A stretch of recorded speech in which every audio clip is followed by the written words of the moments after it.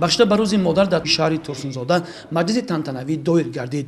Нахуд раиси шаҳри Турсунзода Сиҷоуддин Саломзода ҳозиринро ба ин санаи бузург табрик гуфта қайд намуд, ки ҷашни расмии давлатӣ эълон шудани рӯзи модар дар ҷумҳурии Тоҷикистон гувоҳи равшани мақому мазорати баланди шумо модарони азиз дар ҷомеаи мо мебошад.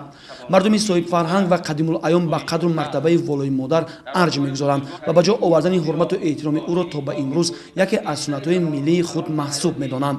ҳукумати ҷумҳурии Тоҷикистон дар давоми солҳои охир як қатор санадҳои меъёрии ҳуқуқиро ба тасвиб расонид, ки ҳамаи онҳо пеш аз ҳама барои таъмини зиндагии осуда ва баланд бардоштани мақому манзарати зан модар дар ҷомеа нигаронида шудааст.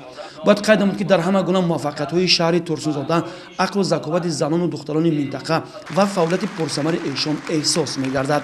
мақомоти иҷроии ҳокимияти давлатии шаҳри Турсунзода низ барои фаъолияти ҳамаҷонибаи занҳо имкониятҳои мусоид фароҳам оварда ҷалби онҳоро ба корҳои ҷамъиятӣ ҳамеша дар мадди назар дорад ва вазифаҳои зиёди роҳбарикунандаю пешбурди корҳои ҷамъиятиро бо боварии том ба зиммаи онҳо спуридааст.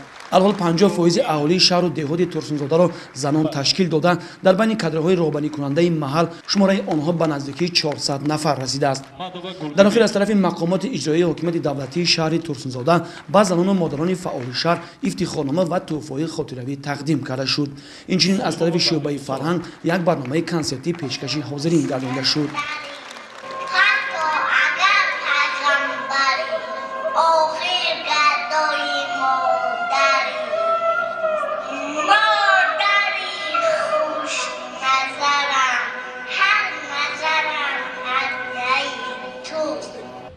дар коллеҷи металлургии шаҳри Турсунзода бошад бахшида ба рӯзи модар озмуни зебосанам таҳти унвони ҷавонон пайрави пешвои миллат буда дастовардҳои 25 соли истиқлолиятро қадр менамоянд доир гардид.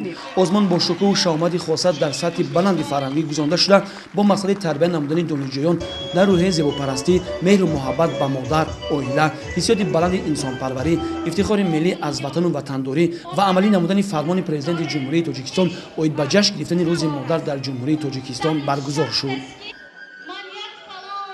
чуноне ки пешвои миллатамон ҷаноби олӣ имом Алӣ Раҳмон гуфтанд, ғамхорӣ ба зан модар, ғамхорӣ ба ояндаи миллат аст. аз ин лиҳоз мо кӯшиш менамоем ки чунин озмунҳоро бештар байни ҷавон духтарону ҷавон писарон баргузор намуда савияи дониши ҳамаи донишҷӯёнро ҳам аз ҷиҳати илмӣ, ҳам аз ҷиҳати фарҳангӣ гӯё ки баланд бардорем. дар озмуни зебосанам ки дар хонаи фарҳанги корхонаи воҳиди давлатии ширкати алюмини тоҷик ҷараён гирифт, 6 нафар духтарон донишҷӯёни коллеҷ маҳорати худро нишон доданд. онҳо тибқи низомномаи озмун шеъру тарона дар васфи модару ватан қироат намуда дар рақси миллӣ омода намудани хуришҳо, ороиши мӯй ва дониши вазъи сиёсати хориҷиву дохилии ҷумҳурии Тоҷикистон ҳунарсанҷӣ намуданд. донишҷӯи коллеҷ Мадина Тошева соҳиби ҷойи аввал гардид.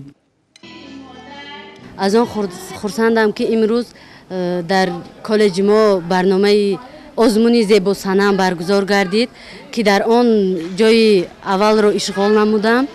ман шод аз он ҳастам ки дар чунин ватани ободу зебо умр ба сар мебарам. ҷавондухтарон иштирокчиёни озмуни зебосанам сай намуданд ки шартҳои озмунро бо маҳорати баланд иҷро намуда ҷонибдории худро аз сиёсати пешгирифтаи давлату ҳукумати ҷумҳурии Тоҷикистон исбот намоянд. дар ин самт донишҷӯ Сайёра Ализода маҳорати хуб нишон дод.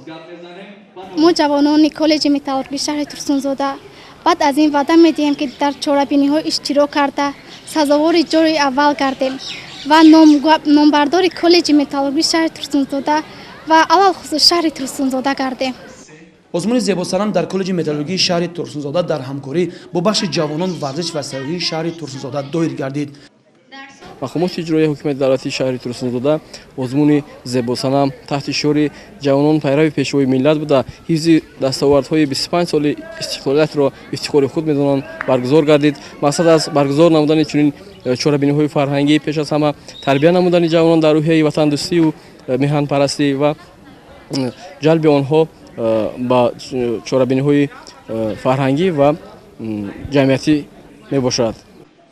олимони мусобиқа бо тӯҳфаҳои маъмурияти коллеҷи металлургӣ ва бахши ҷавонон варзиш ва сайёҳии шаҳри Турсунзода сарфароз гардиданд.